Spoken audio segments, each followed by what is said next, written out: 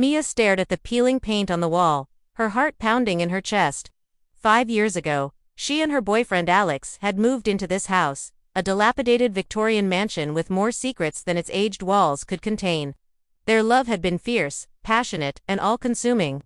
They were young, just 19, and had fallen head over heels in love with each other and the grand old house they had found for rent in the countryside. It was a fixer-upper, a daunting task to renovate, but their combined income from their respective waitressing jobs was enough to cover the mortgage and bills. Plus, it was worth the effort. The house was big, had a garden, and was far enough away from prying eyes. It was their own little slice of heaven. But now, sitting in that same room, the wallpaper around her slowly coming apart at the seams, Mia felt nothing but dread. She hated this house. More importantly, she feared the ghosts that seemed to linger within its confines.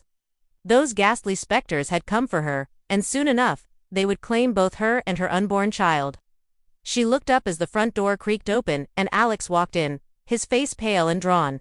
He had taken their daughter Lily out for the day, and Mia missed the sound of her tiny laughter echoing through the rooms. Now that the baby was here, the house felt empty and oppressive.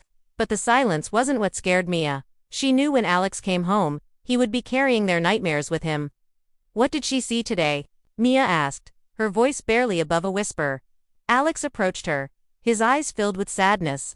"The doctor said it's normal, that it happens to some children. But I don't believe them.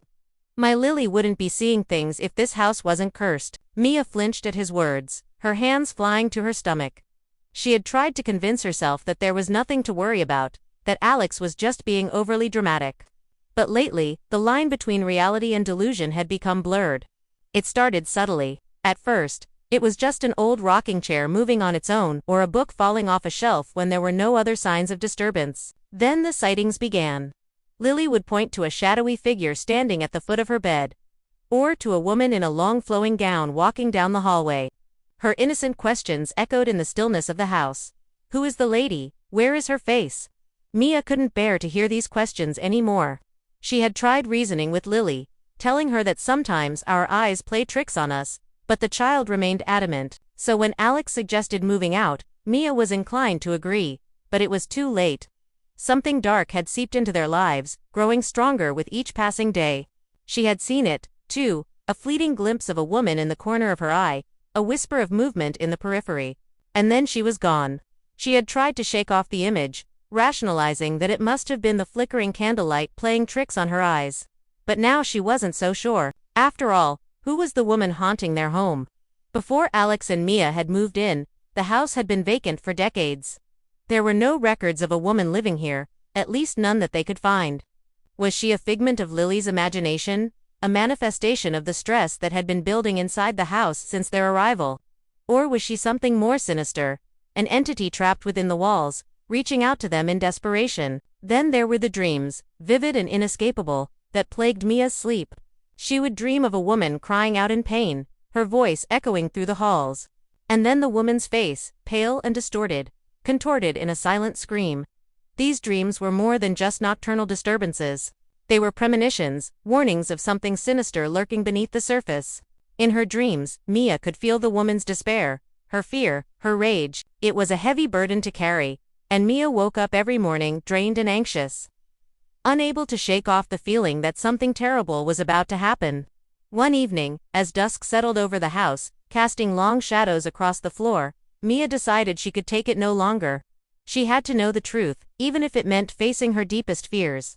Armed with a flashlight and a growing sense of dread, she began exploring the house's dusty attic. As she navigated the cluttered space, she came across a locked wooden chest, tucked away in a dark corner. An inexplicable pull drew her towards it, and she felt an overwhelming need to open it. With shaking hands, she pried it open, revealing a collection of yellowed documents and a small silver locket. Among the papers was a diary, its pages filled with elegant script. It was the woman's diary, the woman from Mia's dreams. As she read, a tragic tale unfolded before her eyes. The diary chronicled the life of a young woman named Eleanor, who had lived in the house in the early 1900s. Eleanor's entries spoke of a deep love for her husband, Thomas, and their unborn child. But there was also a darker side to her story. Eleanor described a growing unease, a sense of impending doom that had settled over her. She wrote of strange occurrences in the house, of whispers in the dead of night, and of a malevolent presence that seemed to watch her every move. Then abruptly, the entries stopped.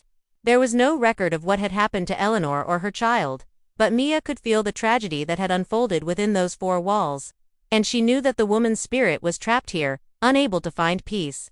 As Mia delved deeper into the mystery, she discovered a hidden compartment in the diary. Inside was a faded photograph of Eleanor and Thomas standing in front of the very same house. Their faces were radiant, but their eyes held a haunting emptiness.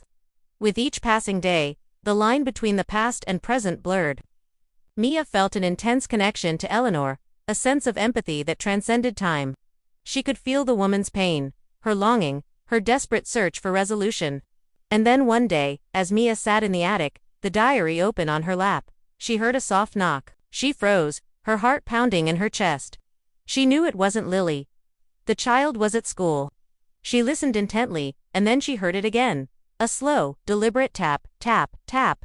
It was coming from inside the wall. With trembling hands, she reached out and touched the cold, rough surface of the wood. Suddenly, a hole appeared, revealing a small, dark cavity. Mia hesitated for a moment, fear battling with her determination. Then, taking a deep breath, she reached inside and pulled out a small piece of paper. It was a key. As Mia examined the key, she felt a surge of hope. This could be the answer she and Lily needed, the key to unlocking Eleanor's story and setting her spirit free. But as she turned the key in the lock, she had no idea of the terrifying ordeal that awaited her. And so begins Mia's journey into the unknown, a journey that will take her through the labyrinth of the past, and bring her face to face with the darkness that lies at the heart of the house. What secrets will she uncover? Can she help Eleanor find peace? And most importantly, can she protect herself and her daughter from the evil that seems determined to destroy them? Stay tuned to find out.